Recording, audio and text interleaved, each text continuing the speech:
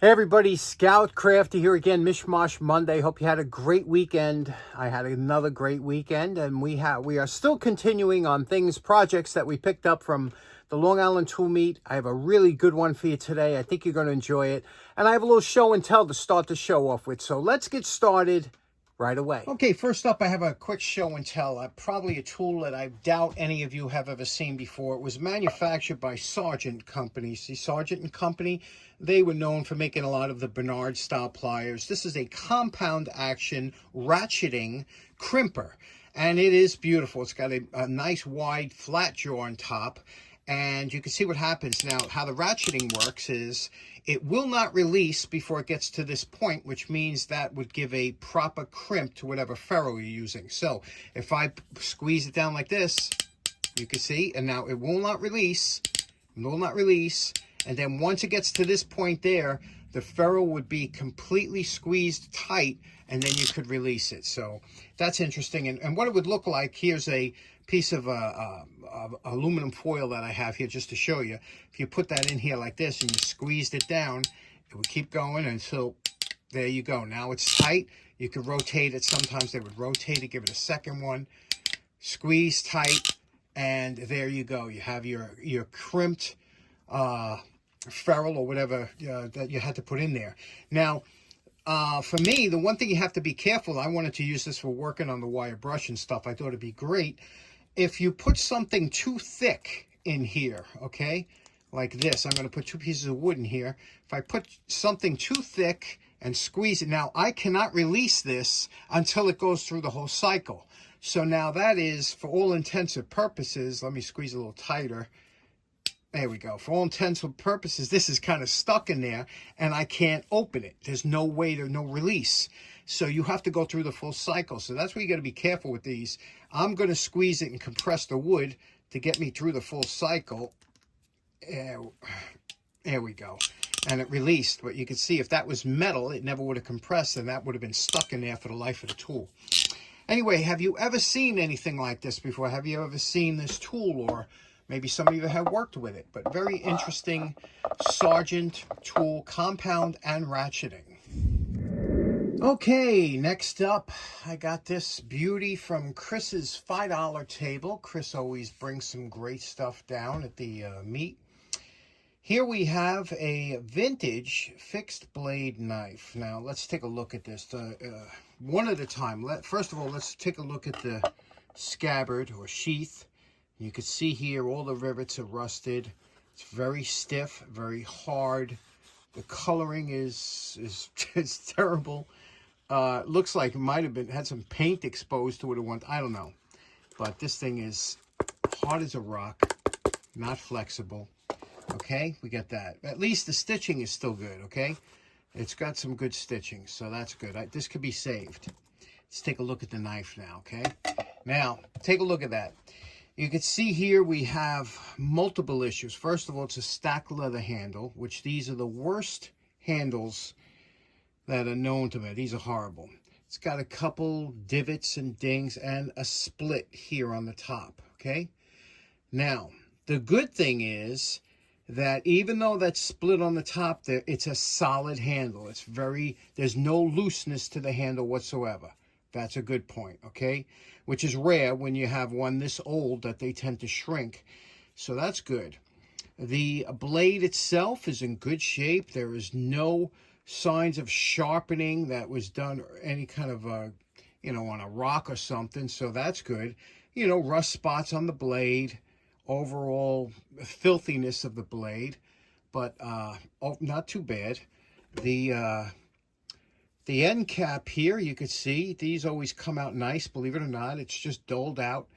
And the guard's all rusted and caked up with gunk. So it was $5. I just, I know I've done knives worse than this, and they came out great. So I think we could really save this one. Now, instead of trying to replace this leather, like I said, since it's so tight, what I'm going to do is I'm going to JB weld those cracks, fill them in with JB weld, and then we'll go from there. This is a great knife as a user knife. I think it's going to come out really good. I'm excited. Let's get started right away. Now, there are a lot of fillers that we could fill that gap in with. We could use all types of glues. We can use anything. You can use wood glue because it's, like I said, it's solid. You're really not having to hold anything in. All we're using this for basically is a filler.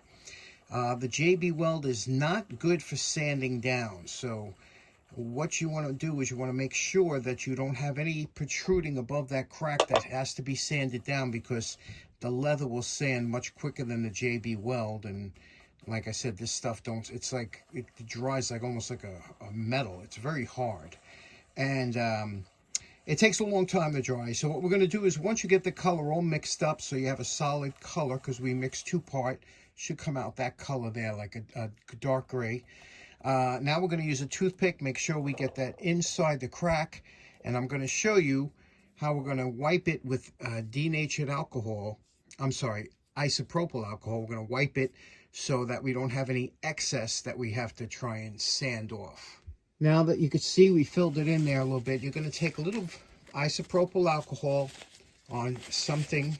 You could even do it with your bare finger, but you're going to wipe it and press it into the crack and wipe it across, okay? And that's what it should look like, where only the crack is filled in. You might want to do this 1 or 2 times, but that's what we're looking for. Okay, I'm very happy with that. We filled it up to the surface. Really, there's no dip in it. Now, sometimes glues and epoxies can shrink a little when they dry, but I'm going to leave this in a room temperature, not overly hot, and let this dry normally so that this doesn't shrink too much. And then we'll come back in 24 hours. Okay, it's been 24 hours. You could see that this is dry, and now it's solid. Now we're going to clean the whole knife, actually. And let's do that, and we'll clean this too, the handle. Okay, this is phase 2. We cleaned the knife good, because you don't know what is rust and what isn't. And you could see here, you know, it's the 3-foot rule is in effect here, but you could see we have staining. This is staining. This is the carbon in the in the steel that started to rust here. There's no way you can polish that out. The only way you could do it is an abrasive to get under it. Okay, and thank God the grooves are pretty good, because they're the hardest ones to get. So the grooves are good. We got a little staining here, a little staining here. We could do that with the belts up here on this top blade. But again, you just don't want to reprofile it that it looks totally different. But you see what's coming. The handle, the guard here is pretty good. We just got to address that little spots here below the staining. And obviously the butt cap here, you know. This comes out so nice. You just got to make sure you wrap an aluminum can around the bottom, because you don't want to touch this. And then we'll take it to the fiber wheel. Piece of soda can like this. Just get one straight edge. Okay. A nice cut down here. And then wrap that around with tape. Okay. And then when you go to the fiber wheel, you don't have to worry about affecting the okay, that's a couple minutes on the fiber wheel. You can see it does a nice job on here. There is some damage on here that was from before, you know, but we can, when we get to the belt sander, we'll just hit that quickly and get under that. But for the most part, it's in decent shape. It looks presentable. Now we have to take this. It's a shame too, because it's got the original finish on here, but it's too much staining. I mean, if you were going to use this as an everyday knife, you can get away with it and just leave it like this, but I want to get rid of all that stains here. So we're going to take it to the belt sander with a fine belt and get rid of all the, see all them stains? Can you see that? Yeah, all that staining that's throughout the blade. We're going to try and get rid of the rust and everything. Now we're over at the belt sander, and it's important. We have a bucket of water behind here, and every time we do the blade, we'll be dipping it, but you see that stick? I removed my platen from the belt sander, so I use a stick behind it. Gives me much greater accuracy to hitting those spots on the front. After that, we do the handle just to get the handle nice, you know. And after we do the handle, we're going to impregnate it with some paste wax. You can use whatever you like, and then buff it. And between the heat and everything, it really absorbs the wax. Now, we're going to take the scabbard or sheath, and we're going to get those rivets, get rid of all the rust that are on the rivets. Then we'll go up in the attic and pick out a nice stain to do the sheath in. Sometimes you're trying a new product, just do a little bit to test to see if it's going to work or you know, if it's going to take off anything, it shouldn't be taken off. But, you know, this thing, I think I know what happened with this sheath. I think this sheath was left out in the sun, and that's what gave this discoloration. That's a typical sun. When you see the sun, bakes out the coloring and takes it down to, gets rid of the stain more or less. So, but we got to clean it and get rid of all that gunk before you can put anything else on. And we're going to address those rivets with a wire brush. Okay, we scrubbed the entire sheath down with isopropyl alcohol. We cleaned all the rivets. Now what we're going to do is we're going to stain it with some tan. This is a leather dye, and you do not want to get this on your hands because it'll be on there for days, if not weeks.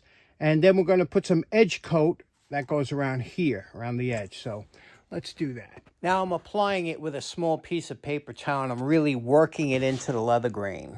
Okay, it's been 24 hours. The sheet, now that this finish, this stain, Feeblings, dries very quickly, you know, because it's an alcohol-based stain, so it dries very quickly. But I always give it an extra day because we're going to be applying some wax now. Now, if you have shoe polish works really good. You can 100 different wax treatments they have, but I'm going to show you just how you could do it with wax you might have laying around the house, like a butcher's wax or a finishing wax. You can use almost anything, and I'm going to show you how we're going to just put a coating on here to protect. Now, this is just stained.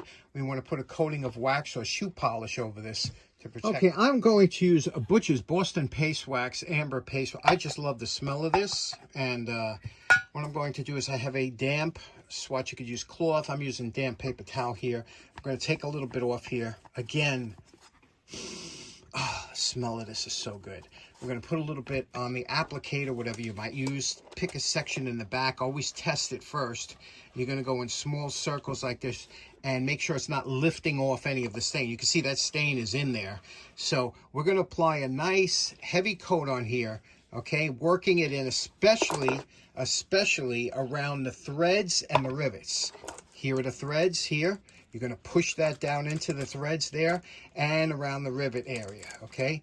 And we're going to do the whole thing, and I'll show you once it's covered. Now, shoe polish is traditionally a little bit easier to use because the shoe polish is a softer polish by nature, but this one here, you can see we put it on it. It dulls it out a little bit, obviously. Now, you're going to take a terry cloth. You could use a brush for this too, a soft brush, but this terry cloth has some nice fibers to it like this. And what you're going to do is you're going to use friction, and you're going to use light buffing, and you're going to buff this finish out. Okay, going back and forth like this, and you can see what happens. You're buffing it out, and it gives a beautiful sheen to it. Let me do the whole sheath. Especially, remember, I did a lot around the edges and the threads, so let's buff it out. And you know my favorite part, remember what this vintage knife looked like before we started? And we're calling this project done. Boy, did I enjoy this project. You know, I love messing with knives and stuff, but this one came out so nice. Let's take a look at what we did here. First of all, the blade, you can see we got all the staining that was in that blade out. Okay, just just polished it out a little bit. Now, for those of you that know me, I don't like to make my blades scary sharp because I wind up always cutting myself. But this is sharp enough to do what I like it to, which basically, if I can cut rope with it, that's what I want. I do not like scary sharp blades because I have a tendency to cut myself. That's just the way, it's the way I am. Anyway, let's look at the handle here. Okay, we buffed it out, polished it out. There is the repair that we made with the JB Weld. You could see it's almost disappeared. You wouldn't even see it. The 3-foot rule is in effect, but it is a solid repair. It is a nice feeling handle. And of course, what we did with the pommel, okay? Take a look at that here, the end cap. We did a nice job on here. Got it nice. You know, remember how dull that thing looked? It just looked horrible, didn't it, in the beginning? But now, it just, it looks beautiful. The guard, you know, came out really nice, polished it out.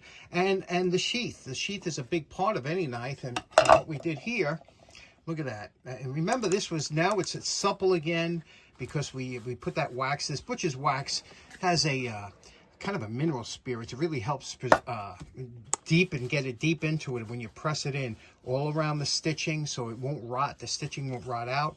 And now we have the knife into the sheath. And what do you think of this here? I think it's a beautiful $5 knife that is really something you could use and enjoy and have for many years. What do you think of this project? You know, I really like to talk just for a second about balance in a knife. I saw a guy the other day pull out a knife and he said, oh, it's got good balance. He had his finger up here and the knife balanced out. Now, you could find the balance point of any tool. Just depending on where you put your finger, it's going to balance out. So, but where do you want a knife to be balanced? It depends what you're going to use it for and what is balance in a knife. Usually with a good knife, you want the balance somewhere around where your index finger is on the knife. When you grab the knife, if you open it up, you want this thing to balance around your index finger. And the reason that is because that's a neutral point. And when I talk of balance, this back here, you see how big this is. It's a, they call it a pommel because on swords, they used to use this years ago. This counteracts the weight of the knife. If this wasn't here, if this was just flat across like that, what happens is the blade becomes a little bit front heavy, and when you're using it, you could get fatigued because there's a lot of weight pulling this way and this way. You want this to be balanced in your hand, so that's why they make this swell on the pommel so big, is it counteracts the weight of this heavy blade.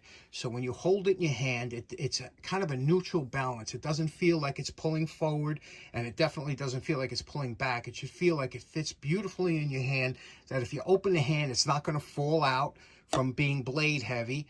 And this is so it takes the pressure. You don't always have to have a good grip, a solid grip on the, when you finish cutting and you just loosen your hand a little bit, it's not going to fall out. Balance is an important part of any blade, and that's why you see these big pommels that used to be on a lot of the old blades, because they knew about that. Interesting, right? Okay, so in closing, I was really psyched to do this knife, and I'm so happy. Only one per Philip noticed it. He noticed it when it was on Chris's table. He said, oh, I saw that knife that looked like a World War II. There was no markings on this knife, but I'm sure it's a USA-made knife, and I don't know why there's no markings. It looks like a PAL 51 or something that was built around the wartime. It's a common design, lovely knife. What do you think? You like knives? You like fixed blade knives? I certainly do. Thanks again for tuning in. We'll see you on Friday. We got some great stuff coming up. Take care now. Bye-bye.